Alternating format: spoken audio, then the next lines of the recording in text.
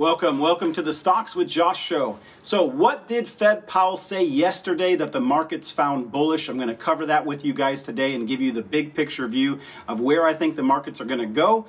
Plus, this morning I started looking at all the stocks in my watch list, and the only one that seemed like it had life in it was Tesla. So I jumped onto the chat group and I told everybody I was going to do some Tesla calls. I also added to some target puts, a couple other small plays. But I'm going to dive into my thoughts on Tesla, where I see it going. Technically, I'm going to give you guys a fresh view of support and resistance and what's going to move the stock from a fundamental perspective today. This video is chock full of valuable free technical analysis. All you got to do is hit the like, say hi in the comments, subscribe, and hit the all notifications on the YouTube bell to receive daily stock and crypto videos. Take advantage of the offer from the Moomoo investment app. The link is in the top pinned comment. They're giving away 15 free stock to open and fund a new account. You can screenshot the exact offer, get free stock, use Moomoo's free level 2 data, their free stock screener, and their 8 smart order types. You can start investing today, and then you can come find the chat group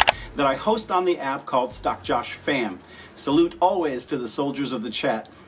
So let's start with Fed J. Powell. The markets take away from what he said. Even though he said that inflation is still a concern, and he said that they're going to continue to raise rates until they get to that 2% goal, during the Q&A, he also said at 2:35 p.m. Eastern Time, we may be able to reduce inflation without a significant decline in employment and growth. And that was huge. That was massive. That was the bullish turning point that the markets were looking for. This is what gave us the push back up after the market had pulled down a little bit.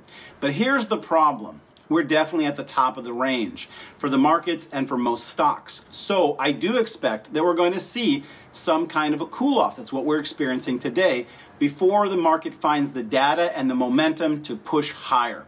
We need to digest the fact that a ton of stocks, they hit their lowest lows in years from October to December, and then in the month of January they ran up. Some of them, like Tesla, ran up 100%. And someone said to me in the chat group, Josh, are you still bearish? The answer to that question is kind of complicated. I'm going to break it down for you guys today.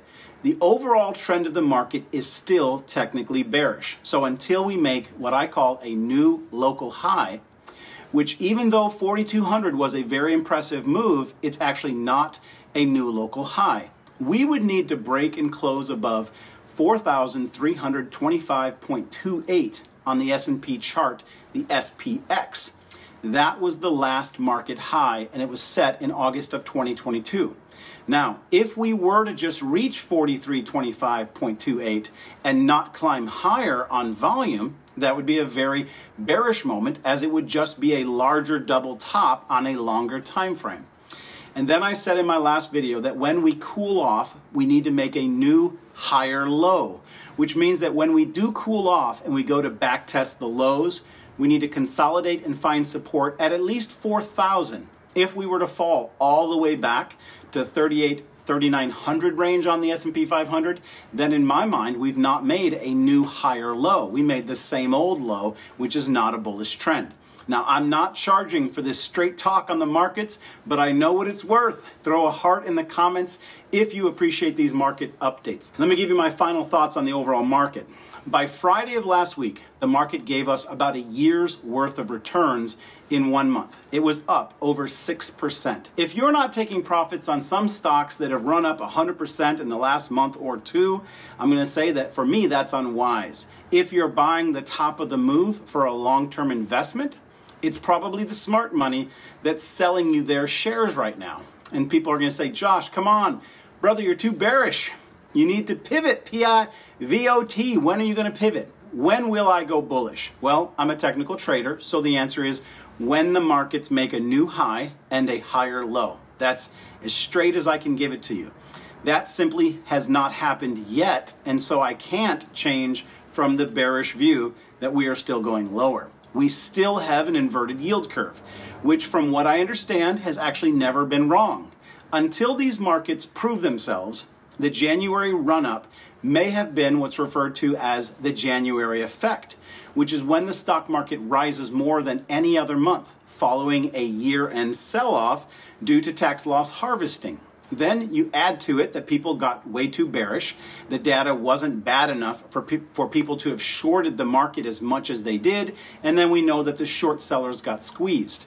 I think we're still dealing with short sellers getting squeezed, the diehard short sellers. If those two reasons are true, then when this run-up fades and we don't make new highs, then the market's going to get scared again, and they're going to have to go back and test the lowest lows.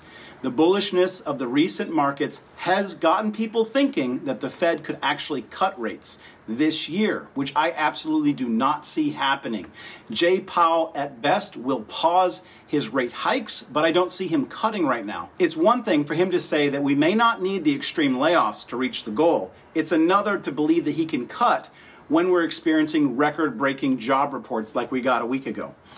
In general, the markets look better this year than they did last year. So after we get a cool down, and if we bounce on 4,000 on the S&P 500, then I will be laser focused on another potential bullish move up. That's my market overview today. Now we're going to dive into Tesla. I underestimated how high Tesla could actually reach. I really thought that 100% increase would bring them right up to the ceiling and it would be a wall at 200, but it's clearly making a move to get to its final level of resistance at 208.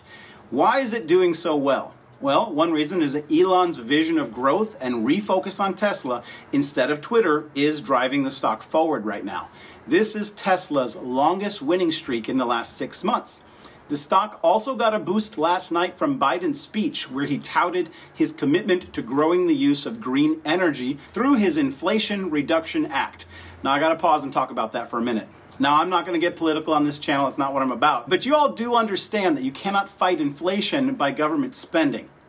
I mean, that's exactly what got us into the problem that we're in right now, is that we spent too much money through COVID relief, and that's what created the environment of inflation that's caused the interest rates to have to go up, and that's caused the drop in the stocks that you guys own. So I'm absolutely excited about Biden's investment in EVs, but let's not call that an inflation reduction. That's spending. Anyways, I looked at a bunch of stocks this morning, but as I said, that the only one that was interesting for a scalp was a Tesla call option. I jumped on the Moo chat group. I told everybody that I liked calls on Tesla and puts on Target today. In addition to Tesla, Rivian, Lucid, Blink, and EVgo all got a nice sympathy bounce. Even Ford was a little higher. Take a moment real quick. Let me know in the comments if you're taking profits on any of those because of the pop that we got today, or if you are diamond handing your EV stocks until the big payday. So where is support and resistance for Tesla, and what do I expect in the month ahead? The next area of resistance for Tesla is the 208.30 that I gave you guys about a week ago. And then after that, $238.88. So breaking through 208.30, there's actually very little resistance above that until we get almost to $240. Support below remains at $171.70, which again, if we lose that in the days ahead, that could be a good spot to buy puts. If we break above 202 right now and close the day on Tesla, it's very likely that we're going to shoot higher. Now, here's the catalyst that I'm watching for Tesla ahead. Elon Musk is unveiling his Tesla's Master Plan 3 on Investor Day. And here's what we should expect.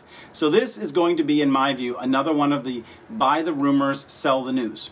It looks like Tesla may continue to be on a bullish run until we get to Tesla's Investor Day. The event is scheduled for March 1st, and it's expected to take place at their Texas headquarters. Now, Elon's focus on Tesla is doing wonders for share price. It's a huge contributor why we're moving up right now. Elon tweets, "The future is bright." Speculation is that Elon will focus again on his robo-taxis. The big idea behind his robo-taxis is that shared rides would reduce overall driving miles, which is also very much in line with Biden's pursuit of cleaner energy. The reason why I say it's buy the rumor and sell the news is because this really is just at the moment hype. Elon has shared in the past his vision of robo-taxis, and so far it's fallen short of reality. Tesla doesn't have the electric bus that he's hyped up, as well as the fact that he's had other autonomy and car sharing goals that have not come to pass. So there's going to be a lot of pressure to bring results at this particular meeting. Not to mention that there are numerous state and federally run investigations probing Tesla's advanced auto-driving technologies, which simply means that Elon has to play nice with bureaucrats, politicians, and Uncle Sam to bring his bigger vision to pass, and we know that that's something that Elon has not done extremely well in the past. Elon is an amazing maverick, which is really cool, but it's a drawback at times when he doesn't play by the rules that other people are setting or the environment that other people are controlling. You see that with the government. People like Ford may be doing a better job at that. Matter of fact, recent Consumer Reports ranked Tesla's autopilot system as middle of the pack, giving a higher ranking to Ford's Blue Cruise system. One of the things that could actually cause Tesla to climb higher would be a significant upgrade to the basic functionality of the Auto Cruise system. So if we heard that in this event, then that could be a huge boost to Tesla stocks. The bottom line is that Tesla shares are up still 100% from early January, which was a major move, and they're still 35% down for the last 12 months. And that shows that they've actually been punished more than the S&P 500, which is right now only 9% down. So that's what we're going to be watching March 1st, this event to tell us whether or not Tesla could hit that big $240 number. It is absolutely possible. It just depends on whether they come delivering the goods. We want to see results, not hype. So anyways, guys, stop what you're doing. Hit that like, subscribe if you made it this far. Tomorrow I'm going to do a lightning round for some top stock plays. I'd love to hear from you guys in the comment section your thoughts on Tesla, and let me know what stock that you would love for me to cover. But remember, only give me one. Anybody that gives me 2 and 3, I'm not going to use their suggestions. As always, my friends, peace and blessings. I'll see you in the chats.